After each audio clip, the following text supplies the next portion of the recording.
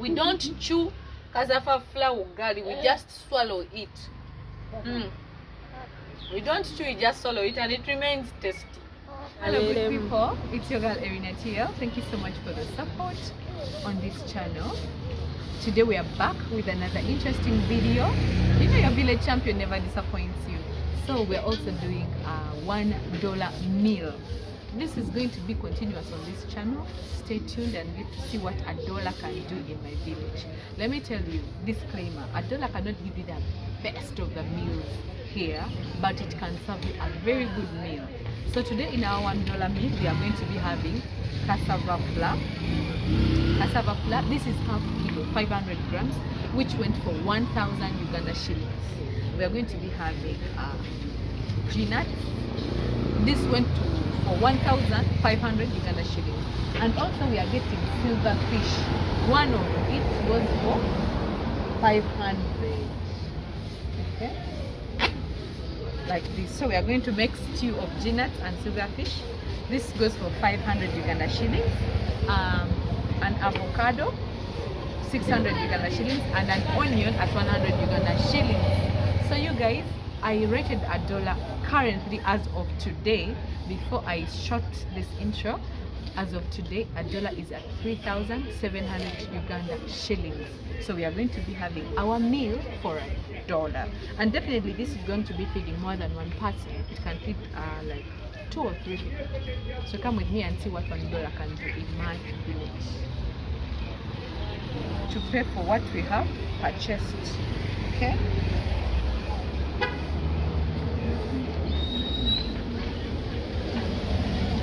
So I'm going to be giving her this, and she gives me change of 1,000. This is 5,000 Uganda shillings, but $1 is 3,700 Uganda shillings. That means she's going to be giving me change of 1,300 Uganda shillings. Do you get me? Do you click? All right. So this is our change to make sure that we only purchase stuff for $1. This is 1,300 Uganda shillings. This is 100. This is 200 Uganda shillings. Come dine with me.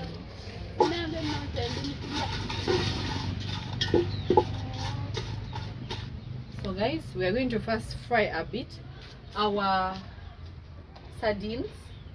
I learned that from African Muwala. She told me that. I was all along calling them silverfish, a million fish, mukene, omena, in another way, Swahili. So we are going to first fry them like this to make them very dry and to make their scent come out very well. These ones we bought them at 500 Uganda shillings. After having them turn a bit golden-ish like this, we are going to soak them in water for some time. Soak them in water for some time. Okay. Next thing on the agenda is preparing the groundnuts stew. We are going to boil this water for the stew. The stew comes out very well when you boil a bit. When the water is boiled, our water is boiling already, as you can see. So we are going to be adding our ground nuts.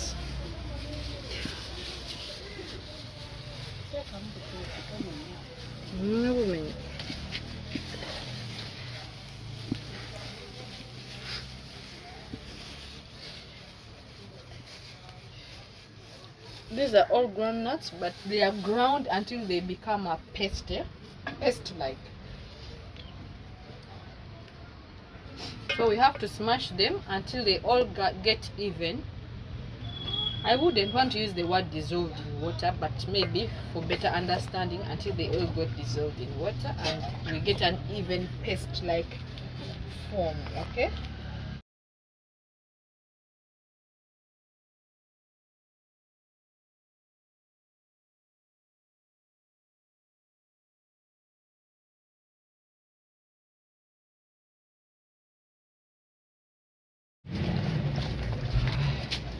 So at this point, as they boil, we wash our omena and we add them there.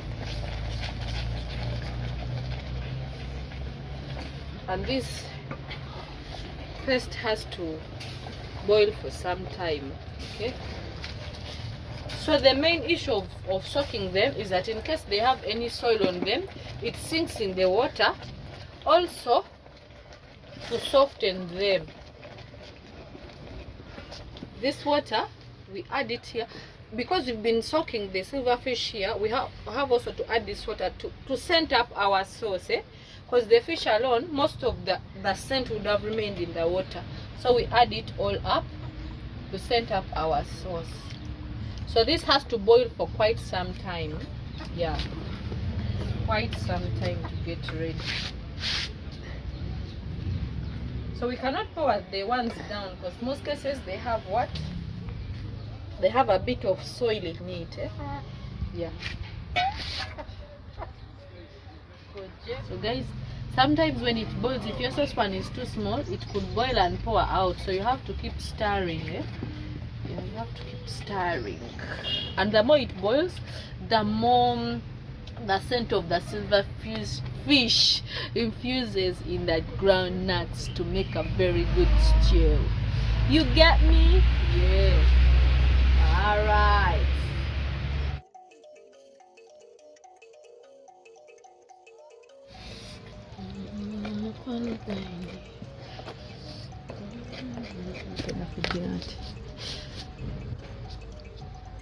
So with dinners we put only small salt because they always what? They get salt easily, okay? What we do to keep our sauce warm, because here I'm boiling water to mingle the cassava ugali, what we do, we keep the sauce at the side to keep it warm, so that after cooking the ugali, it is still warm. We just serve. That's what we do. But then this one is so close that it may dry out. I need to pull it just aside a bit, but it can still catch the warmth from the main fireplace. Okay, water is ready. You can see the steam is coming out. Time to prepare our food.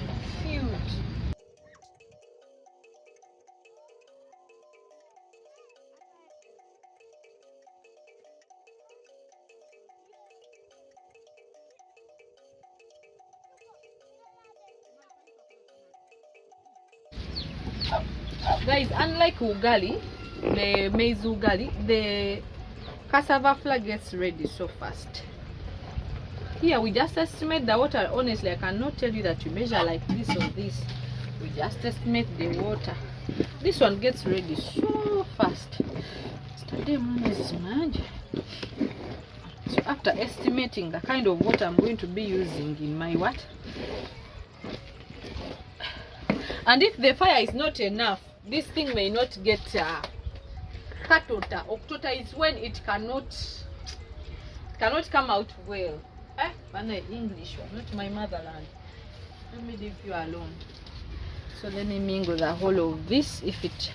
So some people like it hard, others want it soft. Depending on the kind of people you're mingling for, you have to be careful. So this one, I don't know if I should make it hard. Maybe I can eat any of those, hard or soft.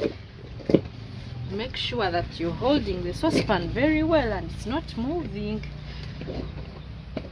to disturb you as you're mingling. So when you do like this, you're basically breaking out any other flour that is within that is not yet broken out.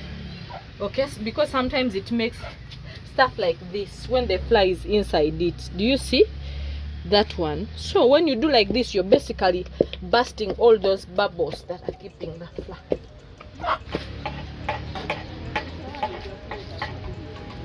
I got.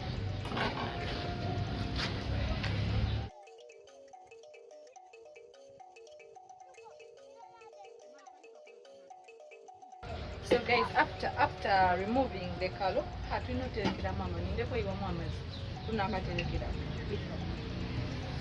if you're going to still keep it here, you don't wet it. But if you want it to clean faster, you pour in some water, soften a bit. But for us, shh.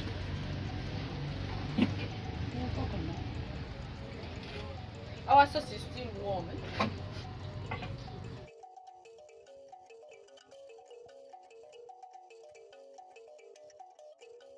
Yesigenda kasa naye.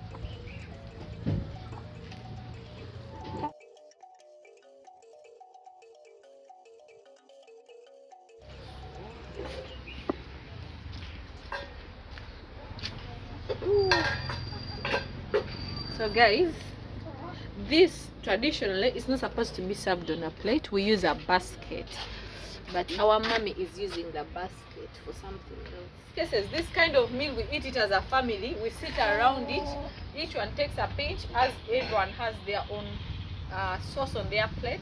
But currently I wouldn't want to put my family in these videos, you guys. Their privacy, I have to respect their privacy. So let me just cut off mine like this. I put in my plate, though we are not supposed to even mix it with sauce, but just to respect the privacy of my family, let me cover theirs so that it is safe. Then our sauce, you guys come closer and see. Come a little bit closer. This is the sauce. As you can see, the silverfish is in there.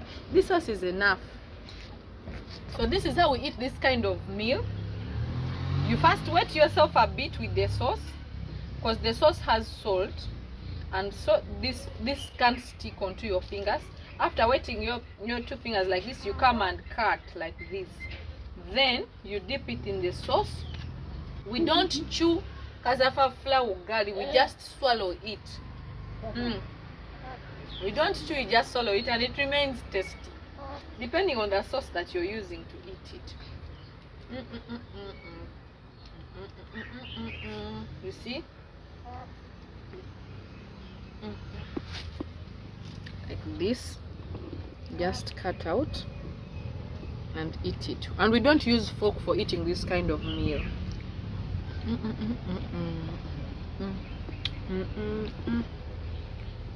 This is cute, guys. I don't think I'm going to give you a conclusion for this video. Conclude at your own time, né? Otherwise, me, I'm enjoying myself. I'm just swallowing, I'm not chewing. If we get to chew, if I see you chewing, I'll get to know that's not your staple food, or you didn't grow up in environments that eat that kind of ugali. Okay?